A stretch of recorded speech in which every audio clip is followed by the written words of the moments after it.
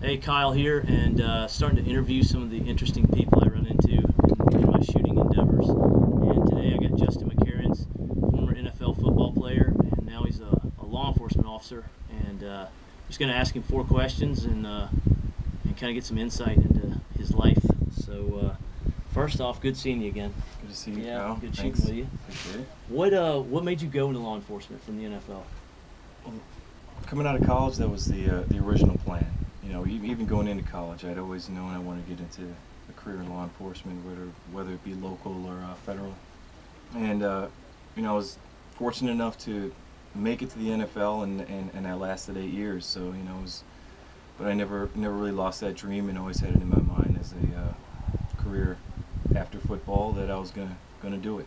A little bit unconventional, but you know, I made it happen, and it's a good fit for me. Awesome.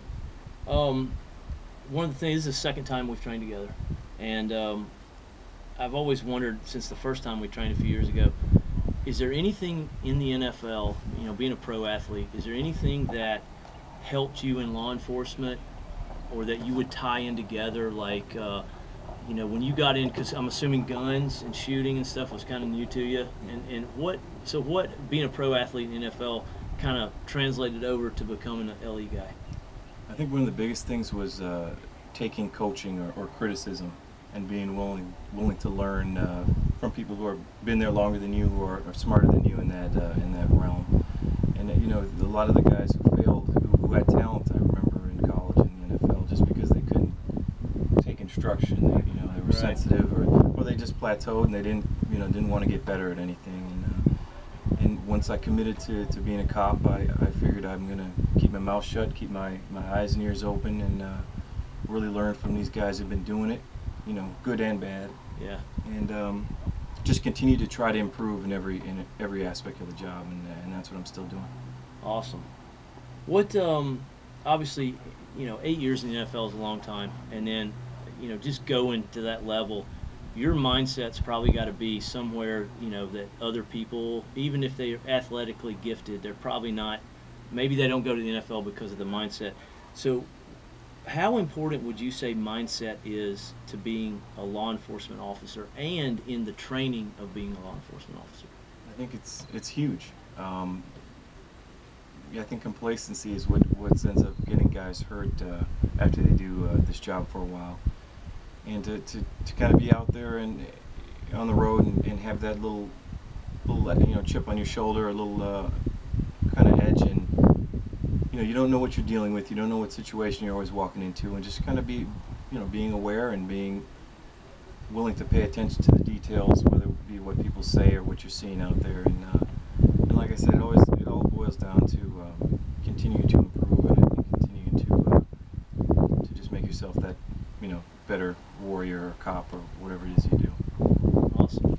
And the last thing is, one of the things I've been trying to do in the shooting industry is, because of where I come from, is trying to tie fitness in more, because one of the biggest things I see in training everybody is guys can stand still and shoot, but then when they start moving 25 yards with gear on, it's a big deal. So obviously fitness you're still in shape.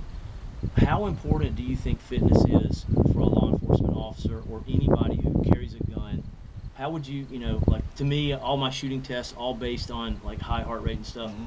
So how important is it to you? You're fresh out of a job that's about as opposite from being a cop as possible, and now you're being a cop. So you got an advantage, obviously, but how important is it for what you see out there? I think it's huge, and it's just like I said, you don't know what you're going to be doing.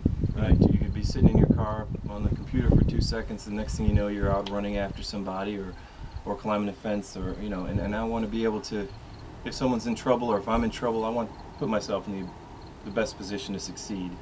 And I expect the same from the people I work with. I don't, you know, if someone needs to run 100 yards to get to me, right, you know, or climb a fence or whatever it might be, you know, I think it's underrated. I think it's underemphasized as in the police world, that people need to be in shape. You need to take care of yourself, and there's a lot of sitting around, and the next thing you know, you're going. Right. And